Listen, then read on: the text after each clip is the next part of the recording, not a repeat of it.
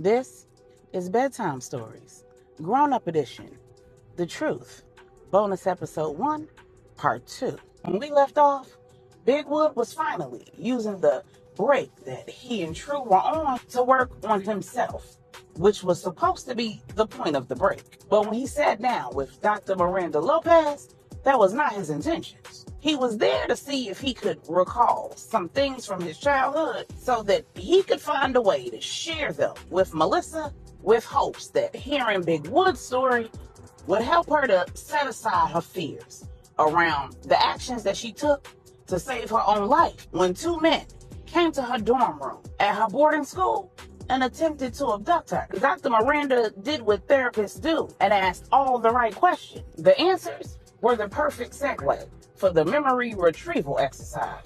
The exercise wasn't as successful as Wood hoped it would be. Dr. Miranda said, "Don't worry, Wood. This is just the start. You are very open. Over the years, you've put in a lot of work to become the man that you are right now. And as long as you keep living, there will be work to do. The fact that you're even going to these lengths to dig up memories that were obviously painful enough for your mind to hide them from you in an effort to protect you from the pain says more about you as a man than you even realize. You're not even trying to remember for you. You're trying to remember for Melissa. And that's admirable. I need you to stick around, though. Do not go too far. What didn't come back to you today may very well come back to you in your dreams, in flashes prompted by sights and smells, words, sounds. And I'm committed to see you through this.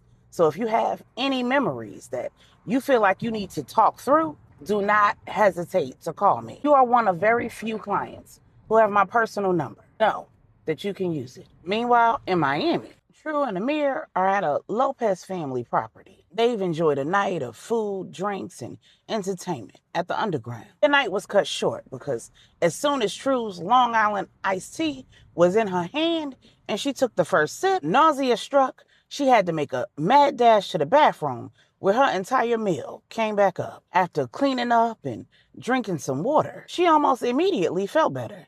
And that made 0 sense to her. She hadn't imbibed since the sleepover at Angela and Q's. And since Salema and Stephanie were both pregnant, she hadn't had an occasion for a social drink, not even a glass of wine. It certainly didn't occur to her that her stomach was upset because of the alcohol. She figured that it was either something that she'd eaten or she was coming down with something. So back at the Lopez property, she was feeling much better. And Amir was feeling frisky. They had yet to take it all the way.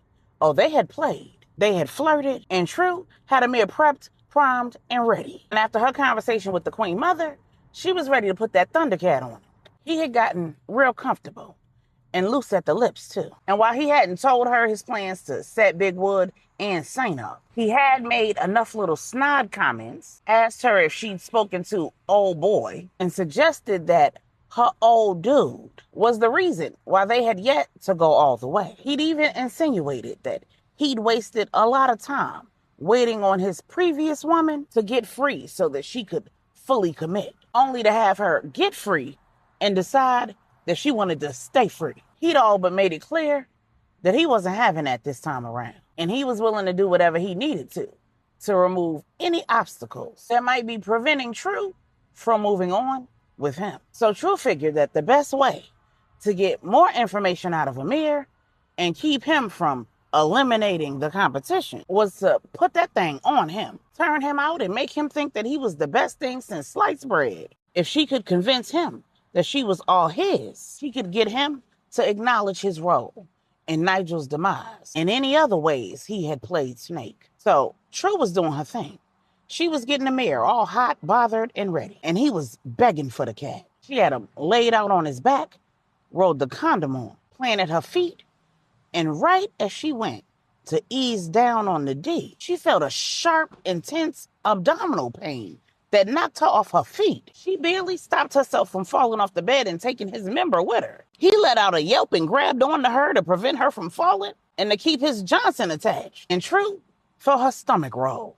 She jumped up, ran in the bathroom, and lost the contents of her stomach again. When she was done, Amir said, "You good?" True said, "Nah, I think I'm coming down with something. Either that or it was something I ate." Amir said, "What you want me to do, shorty?" True said, "Give me some tea or some crackers or something. I think I need to lay down. We gonna have to table this for tomorrow. Amir did as she asked. She sipped the tea, nibbled on some crackers, and when it stayed down, she fell asleep. Meanwhile, in Puerto Rico, Big Wood is having a terrible time sleeping. He's knocked out, but his nightmares have him tossing and turning. He's traveling all through time, remembering being 8 years old and shooting Leroy, being 14 and helping Q avenge Anya, spending his childhood fighting for Tasha's love, and continuing that fight into adulthood. He's having flashbacks of memories of all of the women that he was with as a finisher, both business and personal. He dreams about Tasha telling him that she got rid of his child, the death of his grandmother, his favorite girl, his brief relationship with Salema, and it ending because she told him that she wasn't keeping his child either. The first time that he and True were intimate in Texas, and the first time that they were intimate and it counted in that cabin that he now owned in Denver. Proposing to True at his mother's dining room table. True throwing Tasha off the deck of the yacht. The fear that he felt when he woke up with a mirror in his bed, and the flood of emotions that he experienced when she told him that he had pictures and videos of him. And then his memories took him back to being 8 years old, finding a bag in his living room with photos, inappropriate ones, of his sisters and himself. Then he remembered seeing Leroy go into his sister's bedroom with a camera, and the helplessness that he felt when he beat on their door and couldn't get in. He immediately woke up, covered in sweat and fighting tears. He looked around the room, remembered where he was, and then he remembered the last thing that Miranda said to him. He immediately called her. Miranda said, "I'll be there in 20 minutes. When Miranda arrived, Big Wood didn't even tell Miranda the contents of his dreams. They began the memory retrieval exercise again, and it all came rushing back. Big Wood said, "My father was in prison. He'd been in there for like 4 years. My mother was dating this cat. His name was Leroy. She was working at this truck stop diner in Queens on the night shift. And Leroy was responsible for watching me and Zyla and Zora. One night he told us that he had a run to make and for us to stay in the house and not open the door for anybody. I begged to go with him. He had a bag full of pictures and VCR tapes. I got in the back seat of his Cadillac and we rode through Brooklyn, past Q's neighborhood. After a while, he pulled up outside a bar, got out and went in back.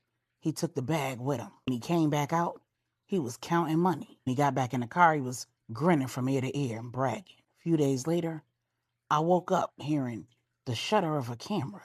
It was coming from my sister's room. Zora and Zyla shared a room, and I had my own. When I went to the door, I couldn't get in, and I could hear Zyla crying inside. I fell asleep on the floor outside their room.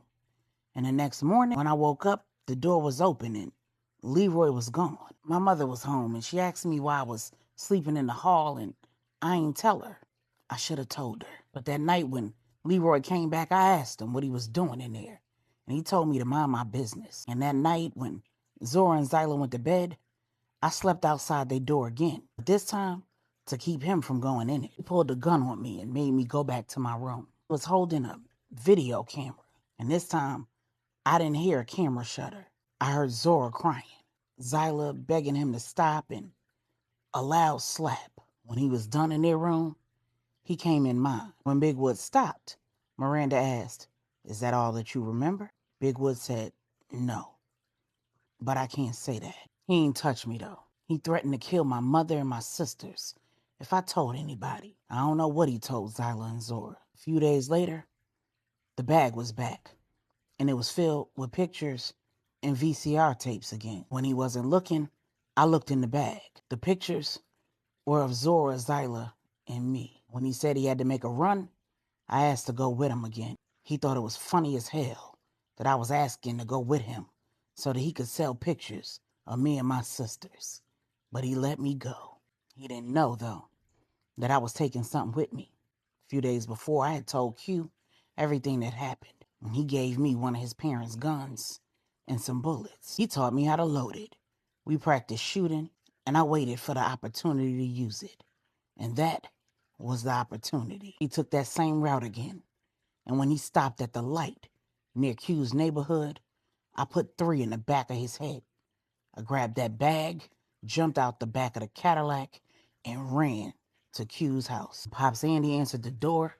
I was standing there holding the gun and the bag, and he took both out of my hands, pulled me in the house, and asked me what happened. I couldn't tell him. He asked me where my sisters were, and I told him that they were at the house. Him and Medea took me, Q, Donovan, and Anya next door to Uncle Art's. They left and came back with Zora and Zyla, left again, and then came back. And the next morning, they brought my mother to the house. She asked us over and over again what happened with Leroy, and we couldn't tell her. I never even told my sisters what I did, but I told Q.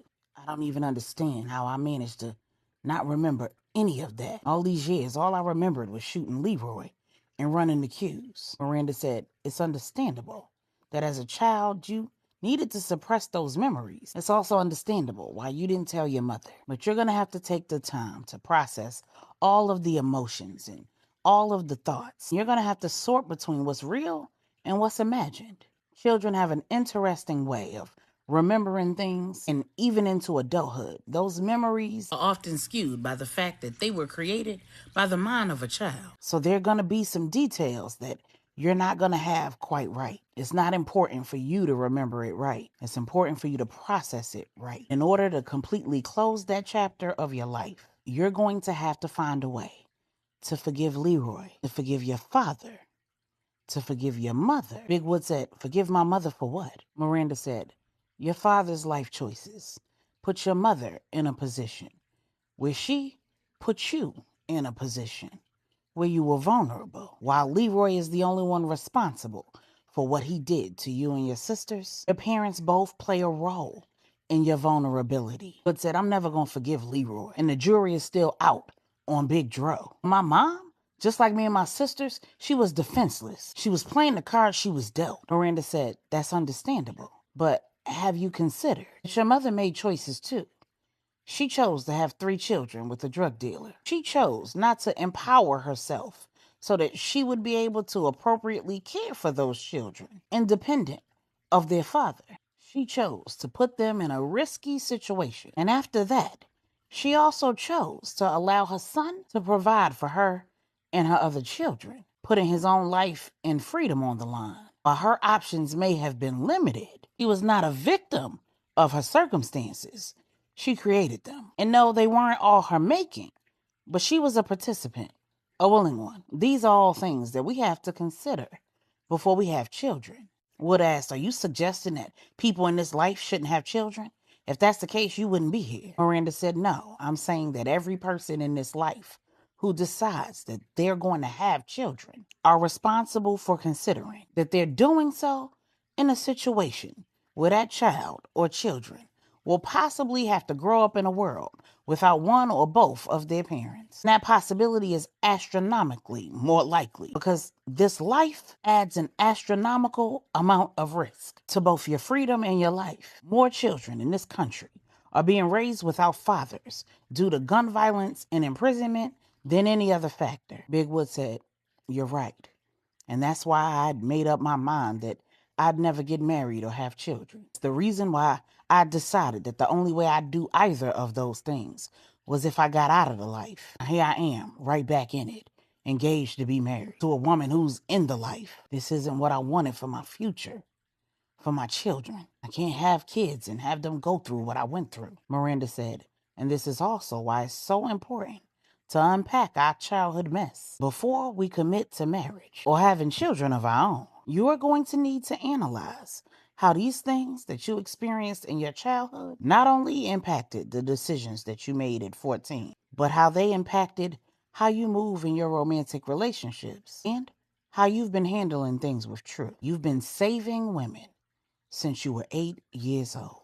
As honorable as that is, you deserve a love that's free from being somebody's savior, Wood. And it looks like True's making it clear to you that she doesn't need a savior. When Big Wood and Miranda wrap up, it's almost 2 a.m. He heads back to his room and Miranda heads back home. Wood stays up most of the night, praying and thinking about all that he'd remembered, all that he and Miranda discussed, and how his experience impacted his life decisions. The connections and correlations were endless. The next morning, he told Q that he remembered everything. Q said, "That sounds about right. I remember when you told me about it. We discussed what you could do. When you showed up at the door with that gun in that bag, I thought for sure we were both getting our behinds whooped. I don't even know why I even suggested that you take a pistol, but I regretted that for a long time, Wood. When my pops asked me if I gave you the pistol, I told him the truth. He told me that a man's first responsibility is to protect the people that he loves, to keep them safe, and to put himself between any danger that might come their way. He told me that that was a lesson you learned early, and that the best thing I could do for you was to keep your secrets, because the day would come when I was going to have to stand up for the people that I loved, and I'd need somebody to keep mine. I don't know if he had a premonition that we'd do what we did when we were teenagers, or if he was just trying to give me sound advice. But when that situation went down with Anya, I immediately thought of what he said back then.